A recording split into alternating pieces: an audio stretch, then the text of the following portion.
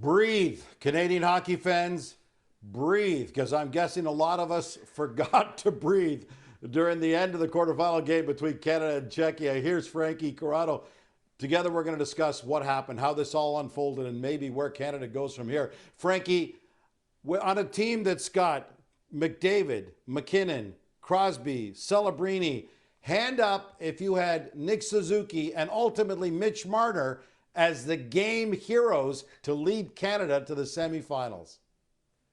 And let me add to that, Gino. Big game, Mitch Marner. His whole career, all he's done is face scrutiny for what he hasn't done in the playoffs and the big moments as a member of the Toronto Maple Leafs. But here he is winning a massive game, huge game.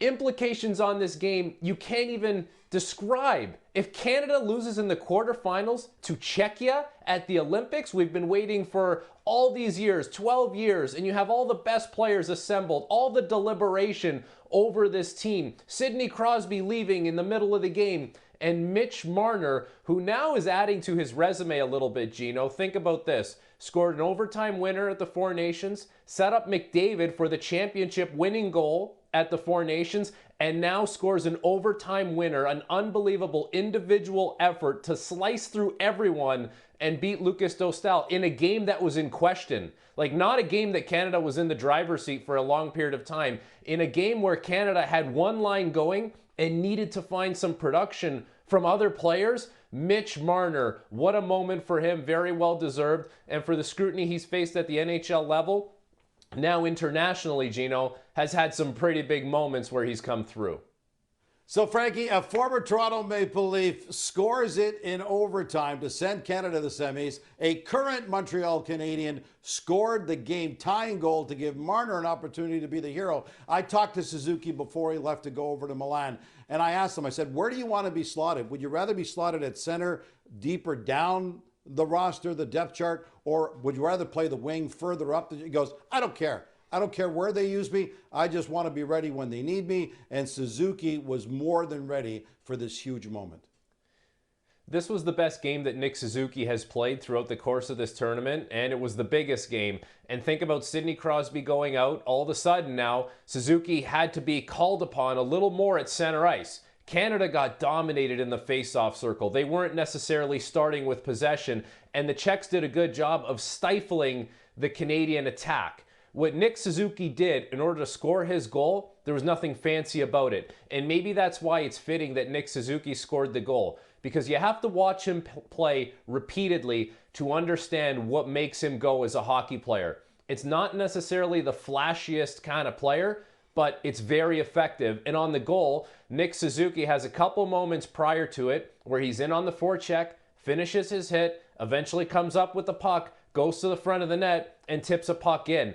And vindication for Nick Suzuki, as in the second period, he'd had a wide open net and hit the post from a sharp angle. You could see the body language on him at that point, like something's got to give. Already had a goal in this tournament, but no doubt the biggest goal Nick Suzuki has ever scored. And with Sidney Crosby out of the lineup, they needed someone else down the middle of the ice to provide something. Nick Suzuki did that, and Gino, I will add this. This is why you take a player like Nick Suzuki on this team. Versatility. Can kill penalties, can play down the middle, can play up on the wing, can play up and down your lineup. There's a lot of value in having a player like that in this tournament, but also in the lineup. Nick Suzuki should never even have been part of the conversation for coming out of the lineup because of the versatility that he has, and he proves Canada right by scoring a massive goal. You use the word vindication to talk about Nick Suzuki. Does anybody feel more vindicated right now than Jordan Binnington? We have been debating for months now, saying, should Jordan Binnington really be named to this team at all? And if he's named, should he really be considered the number one guy? And over and over and over again, John Cooper kept saying, and we kept hearing from inside the offices, Binnington's our guy. Binnington's on the team. Binnington's our number one unless he proves otherwise. And he's certainly got to be feeling vindicated now, especially with the game on the line, what he did with Marty Necas. As far as I'm concerned, Jordan Binnington, that's the guy who should have the spotlight after this game. That's the guy who's the player of the game. He was so good. And Canada, shouldn't necessarily be in a position, Gino, where the goalie has to be the player of the game. With all that firepower, with all the star players, all the offensive talent, the goalie should just be able to blend in. But the reality is, Jordan Binnington had to steal the show today. The save on Natchez, there were a number of quality chances, one on Radko Gudas. Canada gave up a little too much off the rush. Eventually, it came back to bite them, where the Czechs found a way to get a few past Binnington. They get one on the power play. But, I mean, what Binnington has done here, completely turning around what his season has looked like as a member of the St. Louis Blues to a member of Team Canada, it doesn't even look like the same goalie. Jordan Binnington is a massive reason why Team Canada wins this game. And at this point in the tournament, we can honestly say there should be zero concerns about the physical ability of him, the mental headspace of him. He is in it to win it. And the saves that he made, especially late in that game, allowed Team Canada the time to get their offensive weapons in a position where they could find a way to break through. Adversity. It's a word that I used with you and our producer, Mike Lazinski, on our text chain throughout this entire game, talking about this is Canada facing adversity. Maybe it's a good thing. We kept saying that. We got to the midway point, then all of a sudden it was like, okay, now this is too much adversity. Sidney Crosby gets that hit from Radko Gudas, bends over on his right leg, hurts himself, ends up walking down the hall and leaving. Frankie, you've been on an NHL bench. What's the response, number one, when you see your captain, Sidney Crosby, leaving the game? And then what did you think of the response by the players who were left behind to pick up for him?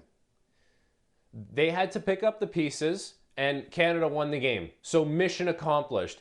And when players on that bench see that Sidney Crosby is leaving the game and then finally get word that he's not coming back, I can guarantee you the number one sentiment is this: we got to win this one for Sid. He's not going to go out of the Olympics like this with us losing in the quarterfinals. We owe it to him because Sidney Crosby has been the face of hockey, the face of Canadian hockey, the face of this team for a long, long time. And all those players on the bench would have felt like they owed it to him to find a way to win and maybe drag this thing on so that maybe he can get back in the lineup. We'll see. But it's not a great feeling, obviously, when you see your captain and you see a player of that magnitude leaving the game. But once that feeling subsides, it's back to work. It's back to business. And the players on that bench, they had the correct response. They won a game without their captain. We'll see where it leads. But the fact that they were able to win without their captain just shows you like how they didn't want this to end for him. They wanted to keep this thing going for Sidney Crosby, and that speaks volume about the kind of group that it is.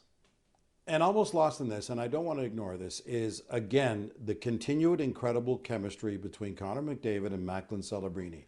Again, Celebrini scores his fifth of the tournament, and not surprisingly, it was McDavid with the assist on it again.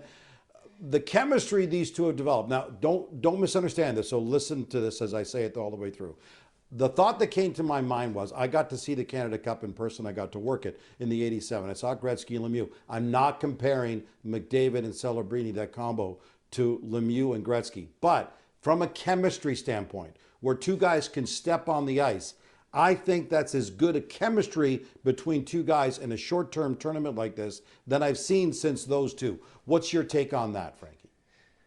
Well, keep this in mind, okay, Gino? We might be 30 years down the road, and whoever's doing these jobs will say, listen, I don't want to compare this to McDavid and Celebrini, but player A and player B, it feels like it's the same kind of chemistry, right? Like there is a little bit of an era adjustment, era change that ends up happening.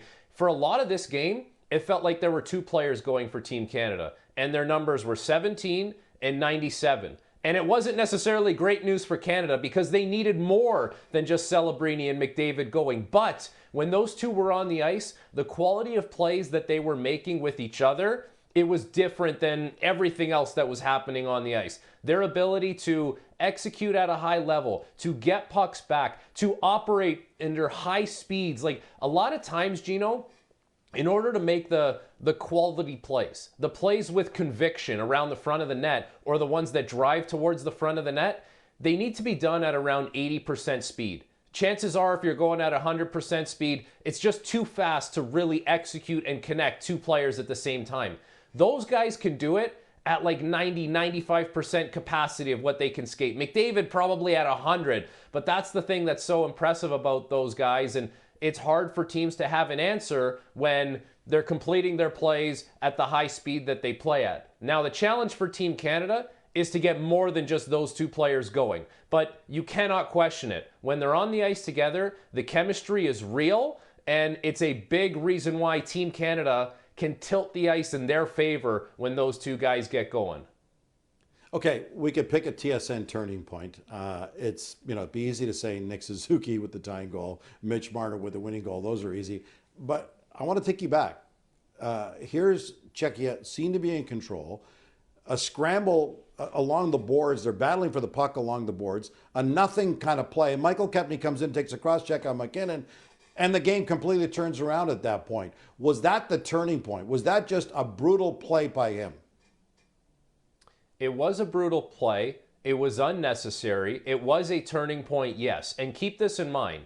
For a team to beat Canada, a team like Czechia to beat Canada, Czechia is a very good team. Like, this game could have easily gone Czechia's way.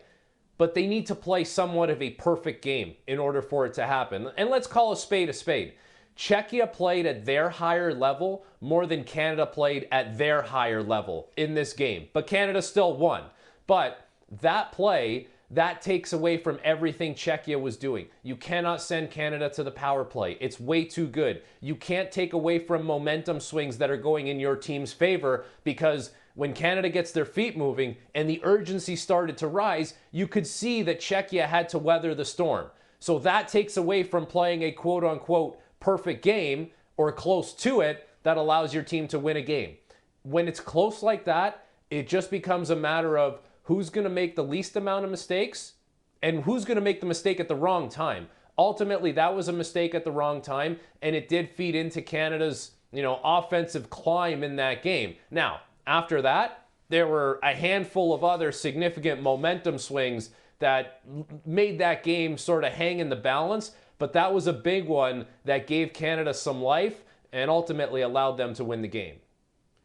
One final question before I let you go. Whoever Canada faces in the semis, they got to look at what Czechia did. And they basically put, once they got the lead, 4 guys across the neutral zone and just shut them down. It was extremely effective, extremely frustrating for Canada at that point. So clearly, Canada's next opponent is going to look at that and say, hey, more of that for us, and make Canada's life miserable. How does Canada adjust moving forward, no matter who they face in the semis? Okay, here's how it happens. First of all, what Czechia did, the whole point of it, is to negate Canada's rush play. Because McDavid was flying, Celebrini was flying, McKinnon gets going with speed, Marner's a good rush player, so on and so forth. Everyone for Team Canada wants to attack with speed and create off the rush. What Czechia said is, we're not going to give that to you. You got to find a different way to do it. And it took Canada a little bit of time to adjust to that. But eventually, what happened was Canada realized it's not there. We got to chip pucks in. We have to have speed away from it, going to meet the puck, whether it's behind the net or in the corner, and we're going to need to forecheck. Early in this game, Canada's forecheck game was non-existent. But as the game went on and they realized that it had to be there for them in order for them to have success, then the wheels started to go as far as their forechecking, and then they could play in the offensive zone. And then you could get Cale Makar on the blue line dancing a little bit, feeling like he's involved in the play. So if teams are going to game plan that, Canada has to have a realization of that earlier in the game and say, okay, if we can create off the rush, that's great. No problem. We'll take it. But if it's not there for us, we can't have the cross-ice pass by Mark Stone that gets picked off and goes the other way for a goal. We need to make sure that we have players skating off the puck, putting it to where those players are going, and establishing a forecheck. That's one thing that Canada needs to do a little more of here if they want to have success and not have games feel like they're so close. Make sure you have more of a robust forecheck and have all 4 lines copying that, rolling it over. The rush play just might not be available to you unless you're Connor McDavid and Macklin Celebrini. In 1998, Czechia spelt the end of Canada's Olympic journey. Now, in 2026, Team Canada is hoping the adversity they defeated by defeating Czechia now will be the next step on towards victories in the semis and potentially, ultimately, for the gold medal.